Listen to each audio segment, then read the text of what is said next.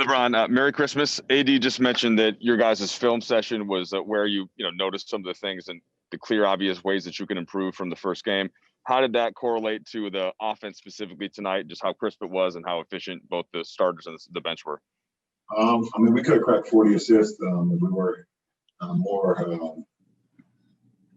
so careless with some of our turnovers, especially in that second quarter. But the way we're moving the ball, the way we were sharing the ball, and just keeping everybody involved, keeping everybody feeling very comfortable on the offensive end, just comes from the film, like you said, that we dived into the last couple days. Any specific thoughts on just Trez and Schroeder and the way that they're able to create offense like tonight, and on a night where you and AD still do your typical efficient scoring, albeit in fewer minutes?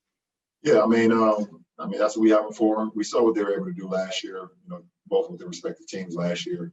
And their ability to score, their ability to be efficient as well, just adds to our firepower that we have. So, it was great to see that tonight. They both felt and seemed more comfortable in what we wanted to do, what we wanted to accomplish offensively, and it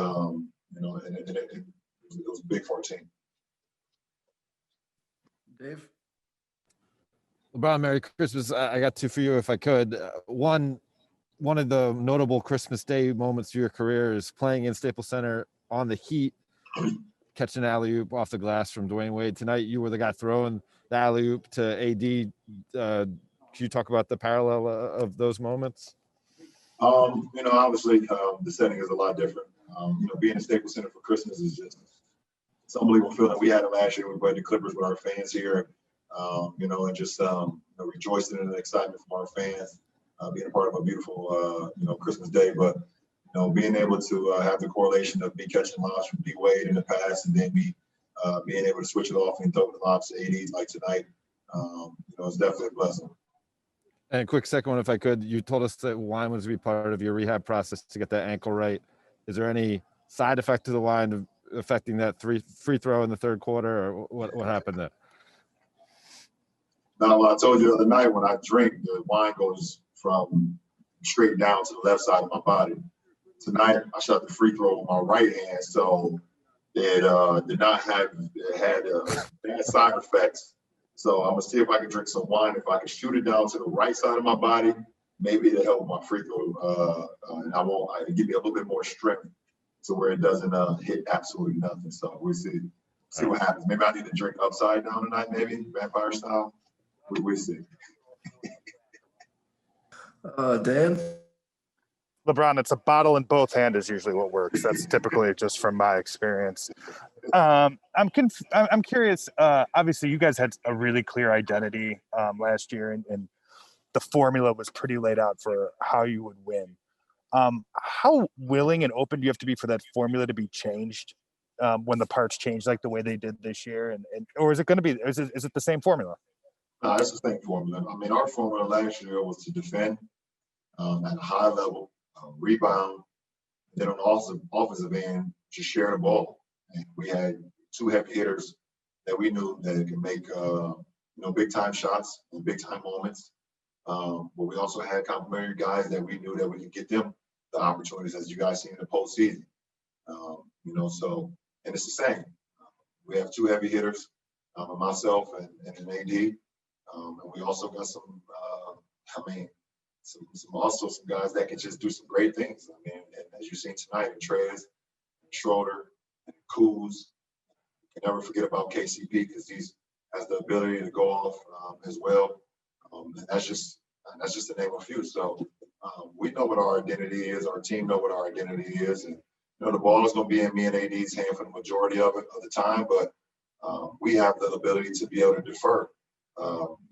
To Dennis, and he can run the offense, be able to defer and get the ball to Trez in the low post, and he can do his thing, be able to get the ball to Kuz in his sweet spots as well. So we know who we are, and we want to continue to build off that. Kyle, good. Hey, LeBron, Merry Christmas. Just sort of following up off of that, you talk about who you are, and obviously when you look at the scores you have on this team, you knew the potential. What's it like to kind of see that score 138 points in a game and you only have to score 22 of that. Is that sort of invigorating to be in this situation, see it unfold?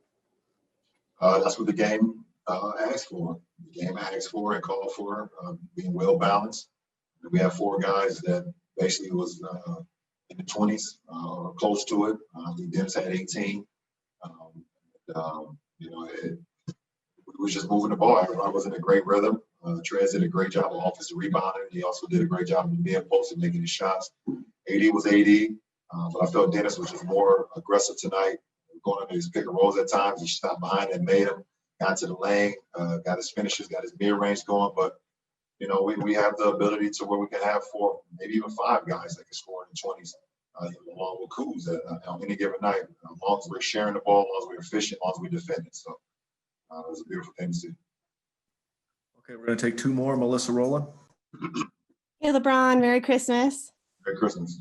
You posted about how you woke up and you were so excited to play Christmas night. What's it like in your 17th season? Are you just as excited to play on Christmas as you were early on? And what's it like? How do you feel when you wake up in the morning before this type of a game? Yeah. I appreciate you, Melissa, for making me feel a year younger.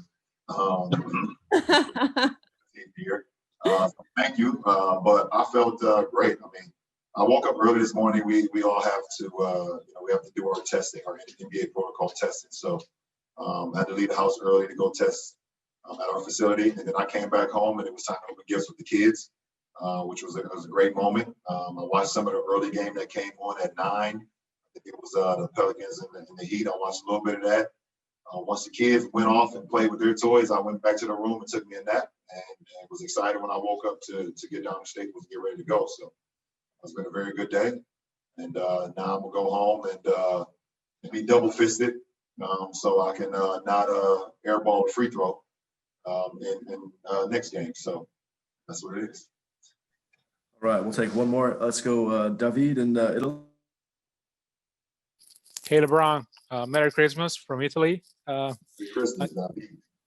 I'm curious about your level of game. Coach Vogel is saying that your minutes need to be looked at. How do you feel?